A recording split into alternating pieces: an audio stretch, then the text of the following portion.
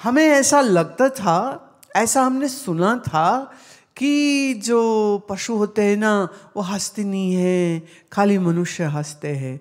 लेकिन मैंने बड़े नज़दीक से पशुओं को भी देखा, महाराज वो भी हंसते हैं, बिल्कुल हंसते हैं, और गुस्सा भी खाते हैं, उदास भी होते, दोनों काम है। अब फिर सोचती थी मैं, ऐसा सुना था, ऐसा पढ़ा था कि जानवर नाचते नहीं हैं, लेकिन उस दिन हम तो देख के हैरान हो गए, कुत्ता बिल्कुल बीट पे नाच रहा था, उसका मालिक नाच रहा है तो वो भी नाच रहा है। ये कैसे हो गया? आदमी की लत लग गई कुत्ते को भी, वो भी आदमी जैसे बिहेव करता है। आप अगर खिन्न होते हैं, अब आप कहोगे ऐसी बहुत सी चीजें हैं जिससे खिन्नता होती है। चीजें तो हमेशा होंगी इस दुनिया में, सब कुछ मेरी मर्जी का हो, जैसा मैं चाहूं वैसा हो, ऐसा नहीं होगा, नहीं होगा। अभी उस दिन हम गाड़ी में कहीं जा रहे थे और हमारे पीछे एक बंदा इतना जोर से हॉर्न बजा रहा था। मैंने ड्राइवर को कहा, मैं इसको रास्ता दे, मैं भी इसको बाथरूम जाना है, जल्दी लगी पड़ी, कहीं एक्सीडेंट हो जाएगा, इसको जाने दो। और वो बड़ी तेजी से भागा और कोई 4 किलोमीटर पर पुलिस वालों से चालान कटवा रहा था अपना। मैं, जाओ भाई, आपको जल्दी है, पहले चले जाओ, हमें कोई जल्दी नहीं है। हम तो उस दिन जब चल रहे थे तो गूगल ने कहा कि भी ये रास्ते से जाओ तो इतने टाइम में पहुंचो, सेकंड ऑल्टरनेट, उसमें लिखा था 5 मिनट स्लोअर। तो हमारे एक शिष्य कहते हैं इधर से ही चलते हैं। मैं 5 मिनट स्लोअर, कहते जल्दी हमको है भी क्या, घूमते घामते जाए, 5 मिनट और देर में पहुंच जाएंगे, नया रास्ता है, देखते हैं, ये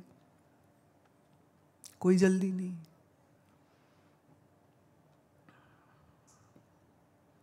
मन को बेचैनी है, मन में परेशानी है, और फिर ऊपर से आत्मज्ञान की बात करें तो चिढ़ सी लगती है मुझे। भाई कुछ तो देखो, कुछ तो होश करो, लिखने से पहले क्या लिख रहे हो? यूं तो मुझे पता है हम दे नहीं है, पर फिर मैं दुखी क्यों हूँ, फिर दर्द क्यों होती है, फिर बुरा क्यों लगता है जब कोई धोखा देता है? तो धोखा देता है, क्या धोखा देता है? मान लो कोई आपसे पैसा ले गया, उधार ले गया और वापस नहीं दिया, तो ये तो उसका कर्म हुआ ना, इसमें तुम काहे दुखी हो रहे हो? तुम्हारी किस्मत में वो पैसा नहीं होगा, तुमने भी शायद कुछ उधार चुकाना होगा उस बंदे का कि तुम्हें चुकाना पड़ा। कष्ट होगा तुम्हें ये सुनने में, पर सुन लो। इसलिए कह रही हूं क्योंकि कुछ चीजें बड़ी अजीब सी है ना, जो तुम्हारे गले जल्दी नहीं उतरती। तुम्हें ऐसे कैसे, ऐसे कैसे? ज्योतिष में कहते हैं कि आपके बच्चे जो हैं वो आपके कर्म अनुसार आपको मिलते हैं। तो जिन लोगों का पैसा आपने खाया और आपने लौटाया नहीं, वह आपका ही बच्चा बन के आपके घर में पैदा होता है, और आप खुशी खुशी से उसको अपना सब कुछ देते हो, और वो सब कुछ लेके भी आपको गाली देता है। अब तुम में किसके न्याणे ऐसे हैं तुम जानो। कितना दे लो, दे के वो खुश नहीं होते, और दे दो, और दे दो, और दे दो। उस दिन कौन कह रहा था, कितने मेरा लड़का बोलता है पापा 68 के हो गए हो, तुम्हारा कोलेस्ट्रॉल ज्यादा है। उस दिन गुरुमा कह रहे थे तेरा 300 के ऊपर है। वो कह रहे तो चलता फिरता हार्ट अटैक हुआ ही क्या हुआ? बोले तो कहते तो फिर दुकान के कागज में कर दो, होना ही, क्योंकि तुमने मुंह नहीं बंद करना, तुमने संयम नहीं करना, और तुम्हें कुछ हो गया तो पेपर वर्क तो कर दो कम से कम। वो बाप ने तो जूता निकाल लिया, वो पीटा अपने लड़के को, मतलब 20-30 ट्राइग्लिसराइड तो कम हो गए उस दिन जूता मारने में, क्योंकि एक्सरसाइज हो गई ना। लड़का आ गया कि बाप जूता लेके पीछे पीछे। कितना हद हो गई, ये क्या बोल रहे हो? और एक और बता रही थी स्त्री, कहती है कि मेरी बहू कहती है, मम्मी ऐसे घर में क्यों रहते हो तुम, मतलब आपकी उम्र अब बची कितनी है, आप जाके आश्रम रहो, तो जिंदगी भर तो कुछ करने का देखो मम्मी आपको मौका नहीं मिला, हाँ तो अब अपनी जिंदगी सुधारो, बची कितनी है।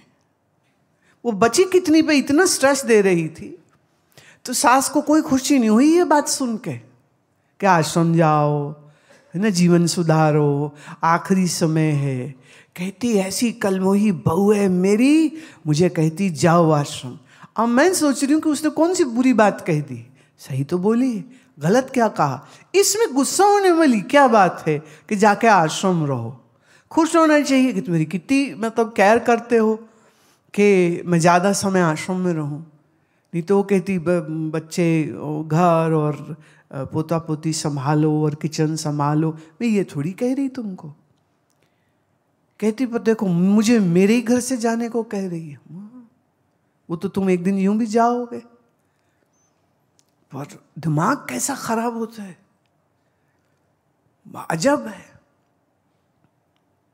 तो चीज़ों की पकड़ इतनी जोर से है, इसलिए मेरा सामान वो ले गया, मेरी ज़मीन वो ले गया, मेरा रुपया वो ले गया, उस पर तुम कितना परेशान होते हो। तुम एक छोटा सा सिंपल सा प्रिंसिपल समझ लीजिए, जो आपके प्रारब्ध का है वो आपसे कोई छीन नहीं सकता। जो आपका है वो आपको मिलेगा, आपके भाग्य में जो है सो मिलेगा। तो कुछ एक कहानियाँ हमारे संतों ने बड़ी प्यारी लिखी, जैसे एक कहानी है, असल में ऐसा हुआ हो मैं ये नहीं कह रही, कहानी एक संत ने लिखी। कहते एक बार एक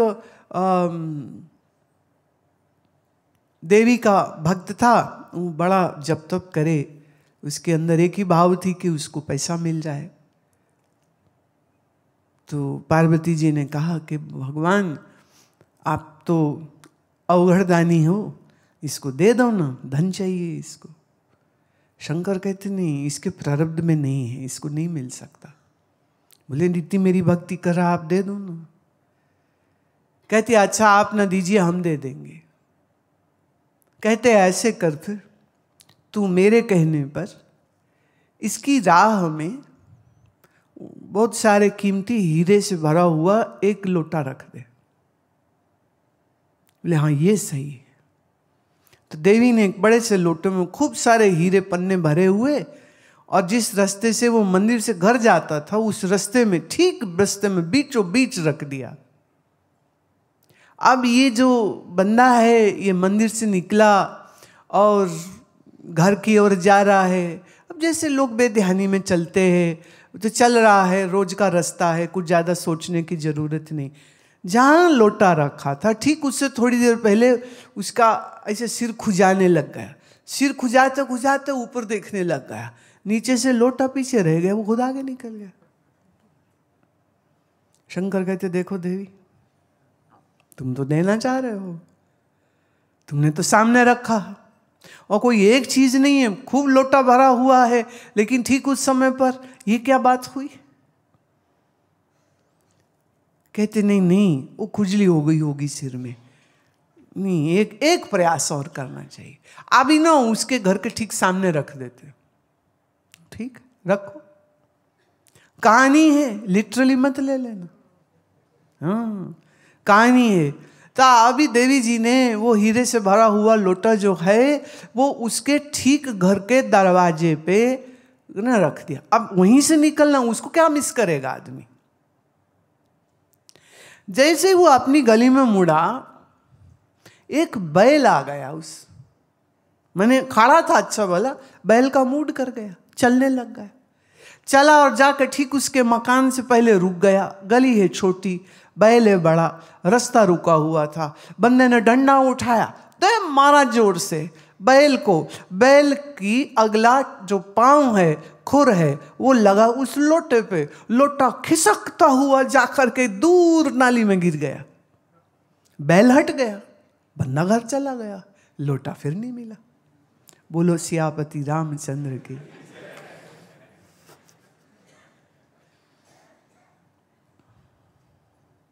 कहानी है, पर मॉरल बड़ा सच्चा वाला है इसमें। मॉरल ये है, जो आपके प्रारब्ध में है वो आपको मिलेगा।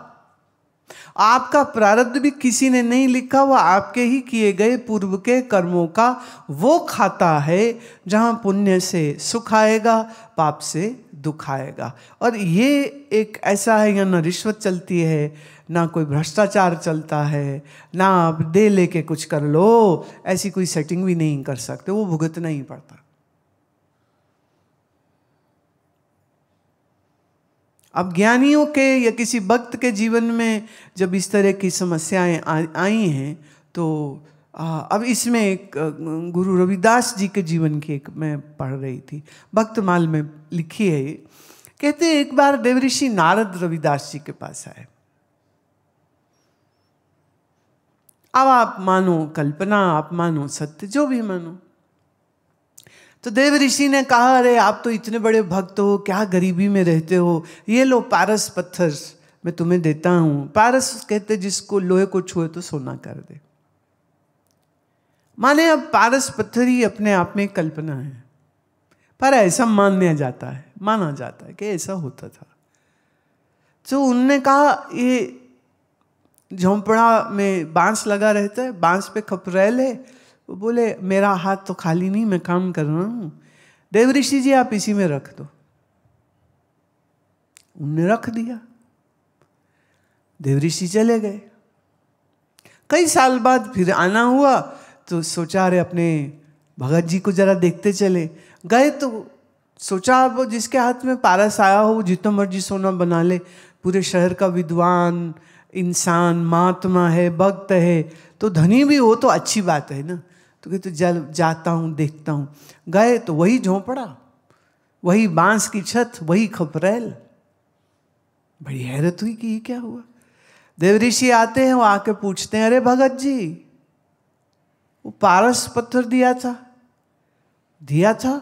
बोले हमने तो हाथ में लिया नहीं था। बोले अरे हाँ, यही छत में आपने रखवाया था। देखते हुए रविदास जी कहते, वहीं पड़ा है, पर आपने इस्तेमाल क्यों नहीं किया? हंस के कहते, क्यों करूंगा इस्तेमाल?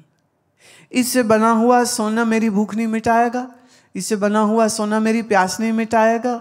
मेरा झोंपड़ा बहुत बढ़िया है, मैं बड़े आनंद से रहता हूँ, और मेरी सत्संग और मेरी भक्ति में मेरे को इतनी फुर्सत नहीं है कि मैं व्यर्थ का तामझाम अपने आसपास करूं। भाई व्यर्थ का तामझाम समझते हो?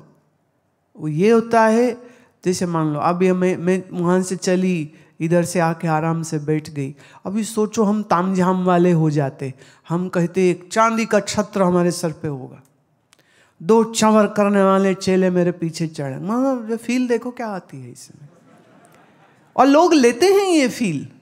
हाँ, वो एक चांदी का छत्र सिर पर है, 2 चंवर करने वाले खड़े हैं, 2 वो ध्वजा लेकर के सामने खड़े, 2 ध्वजा लेकर पीछे खड़े हैं, 4 लोग चांदी का सिंहासन लेके चलते हैं, 2 लोग पाँव में जहाँ रखने वो चौकी लेके चलते हैं। तो कोई 20 लोगों का कारवां है जो इतना सारा सामान लेके चलता है, और फिर 50-100 लोग पीछे गुरु महाराज की जय, गुरु महाराज की जय न बोले तो मैं आंख नहीं खुलती महाराज की। क्या तामझाम, ये तो तामझाम हो गया ना। तो इतना तामझाम रखेंगे तो फिर मस्ती कैसे रहेगी जीवन में, कैसे रहेगी? अरे ये तामझाम की अनुभूति हमने ली है ना 2-3 बार। शोभा यात्रा निकाली गई द्वारिका में, वृंदावन में।